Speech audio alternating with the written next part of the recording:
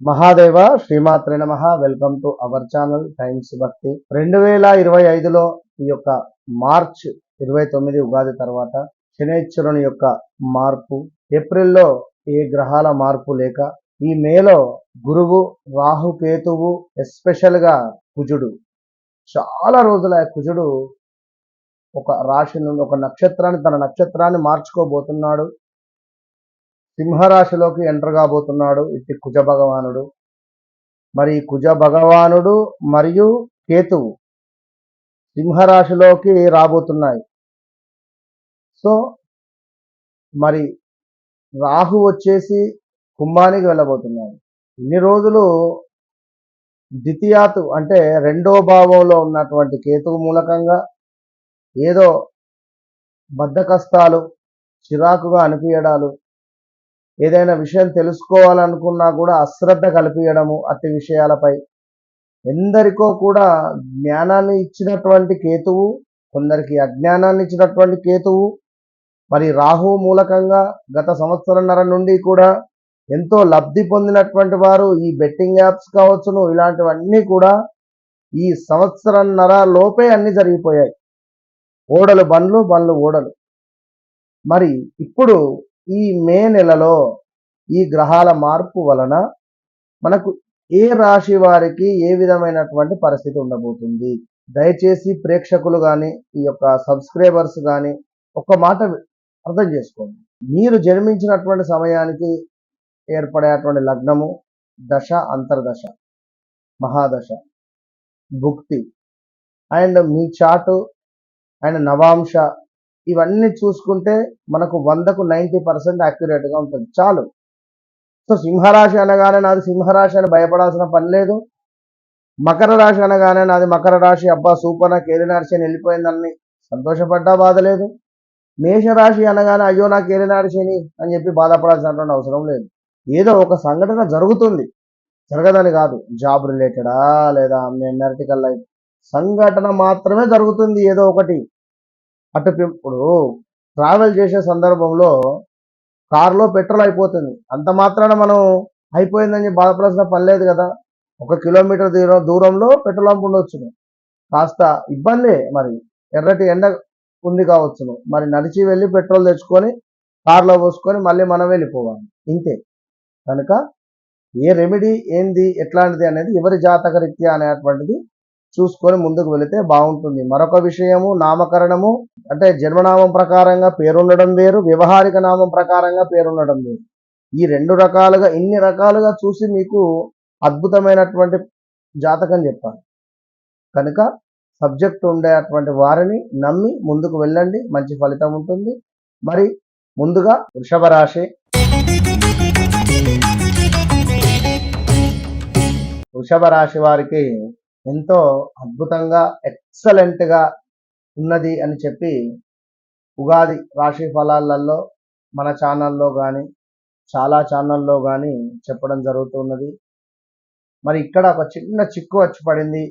ఇట్టి మార్పు వల్ల వృషభ రాశి వారికి కొంతమేర స్కిన్ రిలేటెడ్ ఇష్యూస్ ఒక నెల నుంచి 2 నెలల పాటు, అదేవిధంగా వీరి అమ్మగారికి కొంత హెల్త్ రిలేటెడ్ ఇష్యూస్ కావచ్చును. వృషభ రాశి జాతకులకు హెల్త్ రిలేటెడ్ ఇష్యూస్ రావడం కావచ్చును. అదేవిధంగా వ్యాపారానికి సంబంధించి, ఉద్యోగానికి సంబంధించి ఎవరైతే వృషభ రాశి వారు ఉన్నారో వారికి చాలా అంటే చాలా అద్భుతంగా ఉండబోతున్నది. గతంలో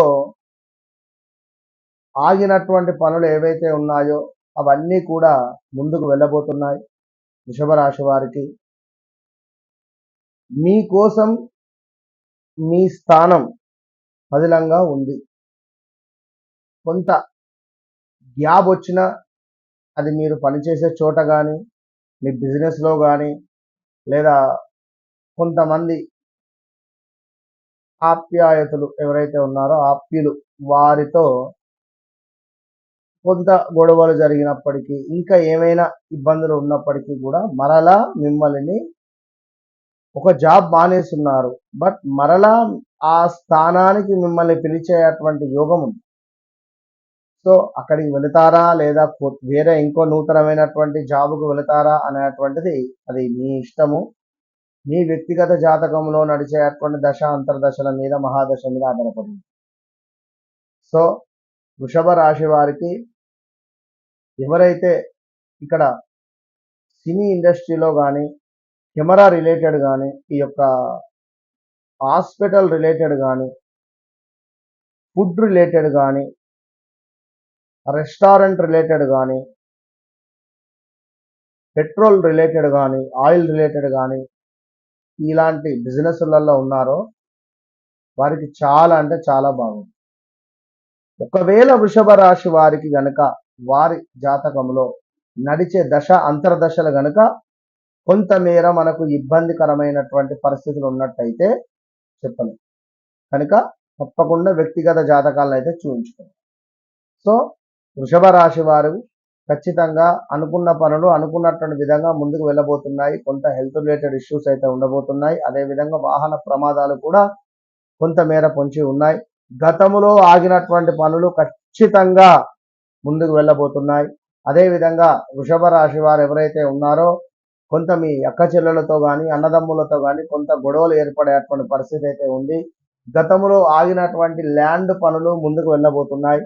కానీ మీరు అనుకున్నటువంటి రేటు మాత్రం మీకు రావడం లేదు. ఇదైతే గమనించుకోండి. అదేవిధంగా మీకు జరిగినటువంటి అన్యాయం గతంలో 2024 చేదు అనుభవం అంతా మీకు మరొకటి లేదు. సో ఇప్పుడు 25లో చాలా బాగుంది. చక్కటి ఫంక్షన్స్ కానీ, బంధుమిత్రులు కలిసి రావడం కానీ, బంధుమిత్రులతో కూడి ఉండడం కానీ, ఉద్యోగ ప్రయత్నాలు కలిసి రావడం కానీ, నూతన ఉద్యోగాలు రావడం కానీ, విదేశీ ప్రయాణాలకు వెళ్ళడం కానీ, అదేవిధంగా కొంతమేర సంతానం కాని వారికి సంతానమయ్యే యోగం 24లోనే ఉండే. మరి ఒకవేళ వీరి జన్మజాతకంలో ఏమైనా మంచి గ్రహస్థితి నడిస్తే తప్పకుండా సంతాన యోగం ఉంది.